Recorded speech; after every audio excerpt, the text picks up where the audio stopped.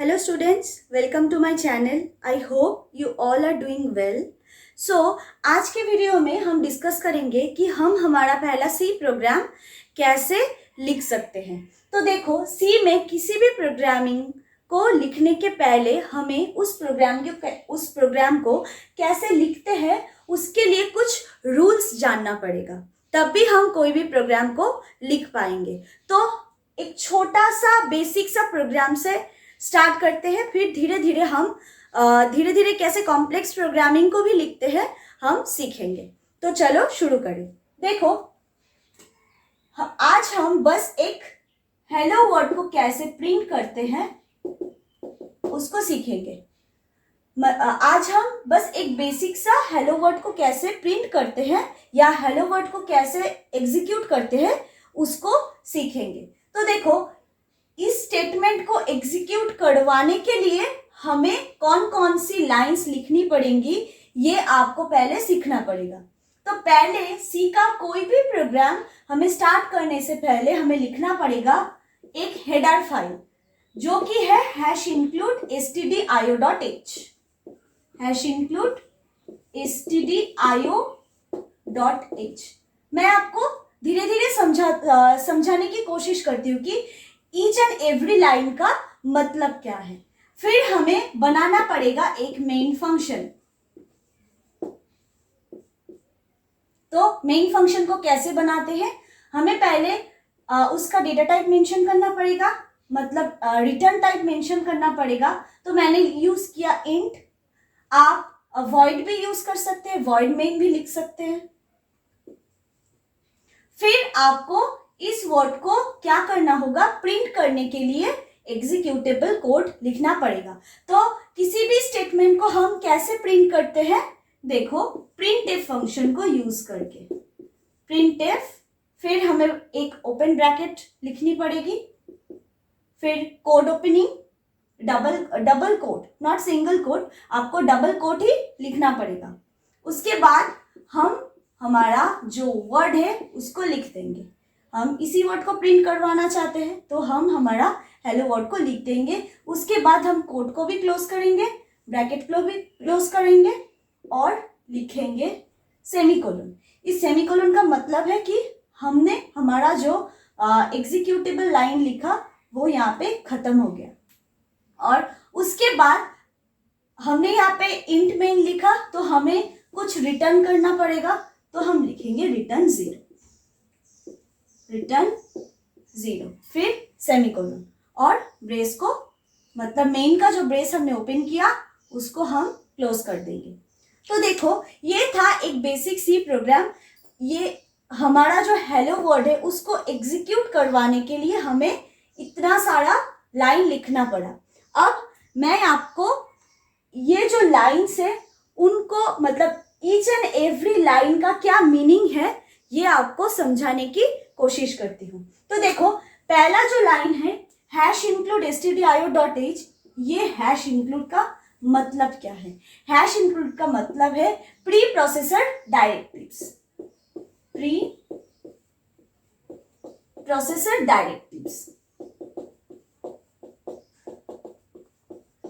ये pre processor directives क्या करता है, हम प्रोग्राम में फंक्शंस यूज करते हैं और उस फंक्शन को मतलब यूज करने के लिए हम कुछ फाइल्स यूज करते हैं जो कंप्यूटर में इनबिल्ट होता है। तो यहाँ पे हमने एक हेडर फाइल यूज किया stdio.h।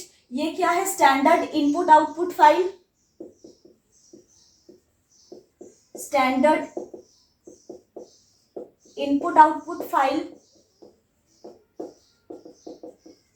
तो स्टैंडर्ड इनपुट आउटपुट फाइल में जितना सारा इनपुट और आउटपुट का फंक्शन है वो इस प्रोग्राम में इंक्लूडेड है। और वो कब रन करेगा, कंपाइलेशन के, मतलब वो कब एग्जीक्यूट होगा, कंपाइलेशन के पहले। प्री प्रोसेसर डायरेक्टिव्स यही समझाता है कि हम जो भी फाइल्स, इनबिल्ट फाइल्स यूज कर रहे हैं उसमें जो इनपुट आउटपुट का फंक्शन हम यूज कर रहे हैं वो इस प्रोग्राम के कंटेंट में इंक्लूडेड है, मतलब इनबिल्ट इंक्लूडेड है।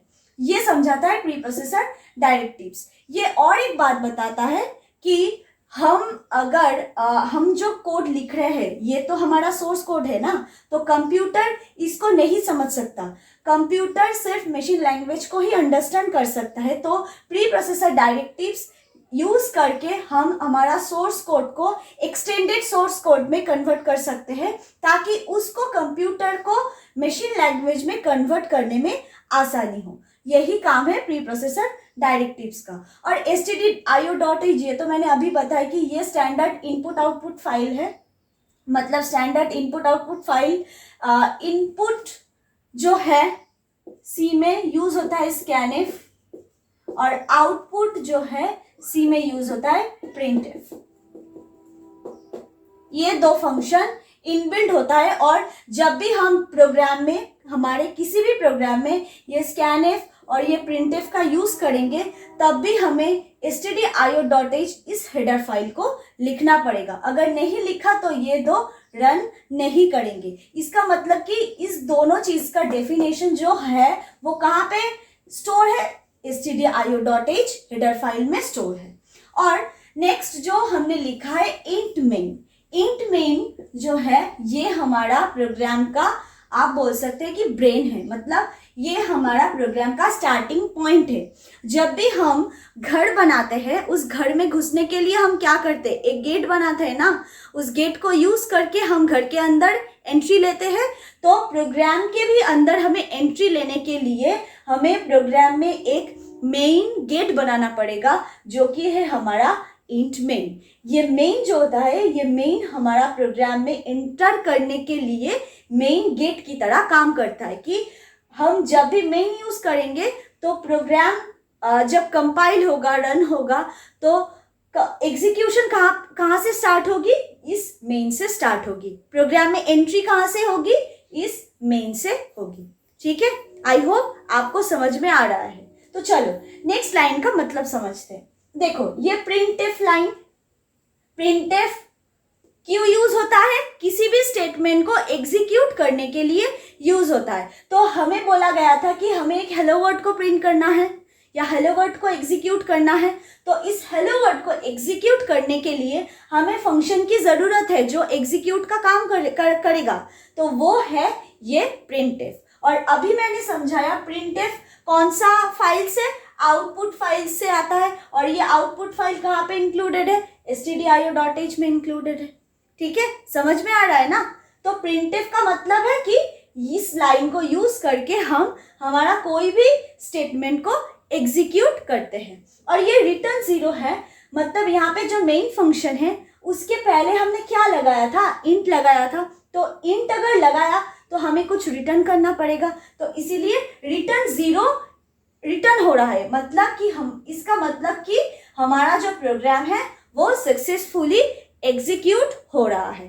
तो अगर आपको इस टॉपिक रिगार्डिंग कोई भी क्वेरी हो, आप कमेंट बॉक्स में कमेंट करें, ज़रूर करें, ताकि मुझे समझ में आए कि आपको कौन कौन सी जगह पे दिक्कतें आ रही है। तो मैं उस हिसाब से नेक्स्ट वीडियोस को बनाने की कोशिश करूँगी। Thank you so much.